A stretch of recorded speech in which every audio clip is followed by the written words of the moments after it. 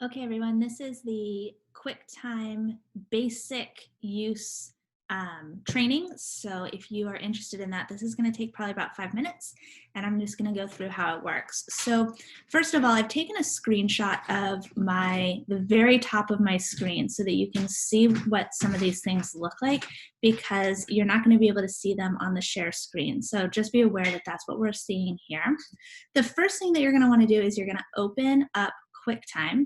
So in your Finder, you're going to search for QuickTime Player. And when you do that, it's going to open up this Finder and it'll show probably your desktop. You don't actually want this, so go ahead and close that. What you're looking for is at the very top of the screen, it should say QuickTime Player, and you're going to go to File, and then we've got our options here for what kind of a recording we want to do.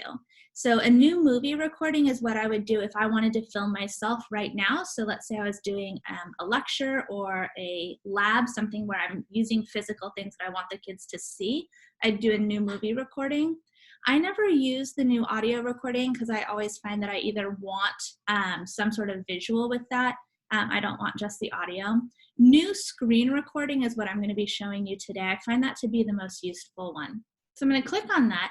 And as you can see, it's opened up this box and it looks like it's recording right now. It is not recording. So it's showing me that my audio is showing up here, and it's not going to record until I click this record button.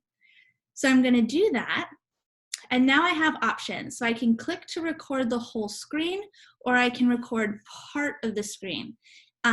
It's really helpful with kids to record part of the screen so that if you get something like an email, that's not going to show up on your recording, any pop-ups aren't going to show up, and it makes it so that it's not as distracting as having your whole background of your desktop up. For this, I'm going to click to record the full screen because I actually want you to be able to see my full screen.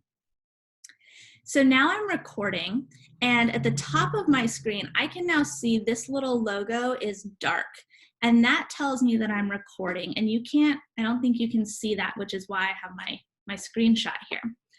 Okay, so now I'm actually recording, and I'm gonna show you how this works. So I've got a gizmo here that I would normally use for showing students. So I can walk students through how this works. I can describe the different tests that I'm doing or what buttons I'm clicking. I highly recommend that you turn the sound of your computer off so that it only hears you speaking.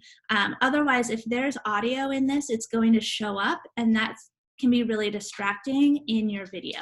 So keep your volume off if you can. When you are done,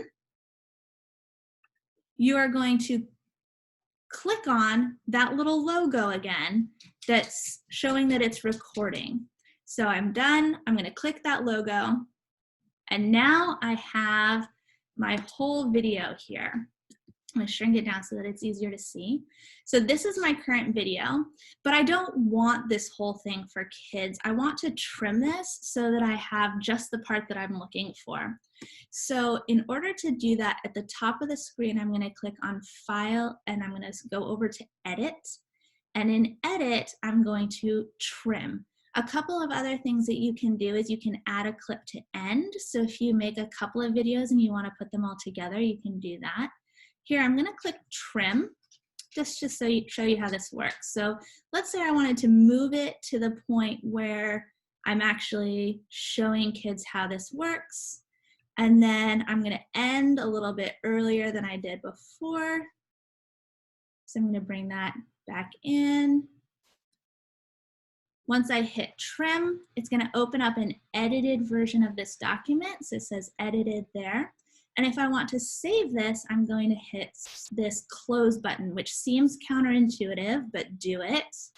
That will open up this box. I can save this now as QuickTime Training.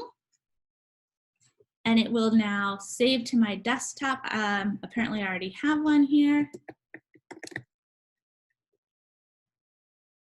Now that it's saved, I need to decide what I'm going to do with it. So the thing that I would normally do is I would put this onto like YouTube. That's going to allow me to share it really easily. I might upload it to Edpuzzle. Again, that's going to allow me to get it onto Canvas really easily. You can also put it into your Google Drive and then share it through Canvas that way if that's something that you're interested in. But that is QuickTime. That's how you do it. Have fun. Email me if you have any questions.